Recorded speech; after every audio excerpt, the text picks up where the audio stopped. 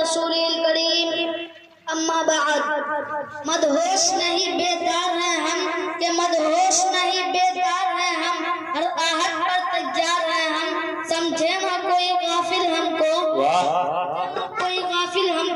وطن کے ہیرے دار ہیں ہم محترم صدر معزز سامعین اور میرے عزیز ساتھیوں السلام علیکم ورحمۃ اللہ وبرکاتہ۔ وعلیکم السلام ورحمۃ اللہ وبرکاتہ۔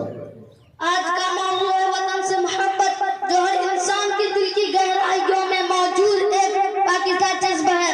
وطن وہ مقدس زمین ہے جہاں انسان اپنی پہلی سانس لیتا ہے، جہاں اس کا بچپن گزرتا ہے اور جہاں اس کی شناخت تشکیل پاتی ہے۔ وطن سے محبت کی دلی جذبہ ہے، یہ وہ رشتہ ہے جو خون کی رشتوں کی طرح مضبوط اور لازوال ہے۔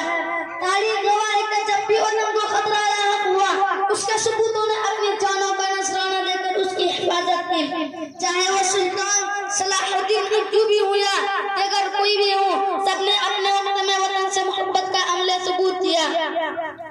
ملے گی منزل مقصود ہم یہ ایمان رکھتے ہیں کہ ملے گی منزل مقصود ہم یہ ایمان رکھتے ہیں، ہم اپنی رہنمائی کے لیے قرآن رکھتے ہیں۔ وفاداری وطن سے ہے یہی قرآن کہتا ہے کہ وفاداری وطن سے ہے یہی قرآن کہتا ہے، ہم اپنے دل کے ہر گوشے میں ہندوستان رکھتے ہیں۔ ماشاءاللہ ماشاءاللہ، بہت بہت سامعین محترم، اسلام بھی ہمیں اپنے وطن سے محبت کا درس دیتا ہے۔ ہمارے نبی کریم صلی اللہ علیہ وسلم نے مکہ مکرمہ سے ہجرت کے وقت فرمایا، اے مکہ تو مجھے سب سے زیادہ عزیز ہے، لیکن تیرے لوگوں نے مجھے یہاں رہنے نہیں دیا۔ اس سے واضح ہوتا ہے کہ وطن سے محبت ایمان کا حصہ ہے۔ معزز حاضرین، وطن کی ترقی اور خوشحالی ہم سب کی ذمہ داری ہے۔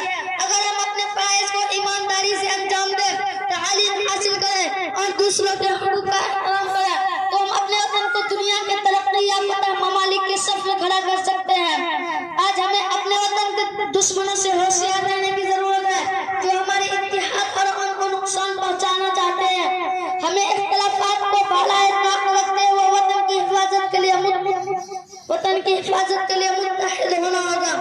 آخر میں دعا گو کہ اللہ تعالی ہمارے وطن ہندوستان کو سلامت رکھے، اس سے ترقی اور خوشحالی کی راہ پر گامزن کرے، آمین۔ ہمیں اس کی خدمت کرنے کی توفیق عطا فرمائے، آمین۔ شکریہ۔ دل سے نکلے گی نہ مر کر بھی وطن کی الفت، کہ دل سے نکلے گی نہ مر کر بھی وطن کی الفت، میری مٹی سے بھی خوشبو وفا آئے گی، وما توفیق الا باللہ۔ السلام علیکم ورحمۃ اللہ وبرکاتہ۔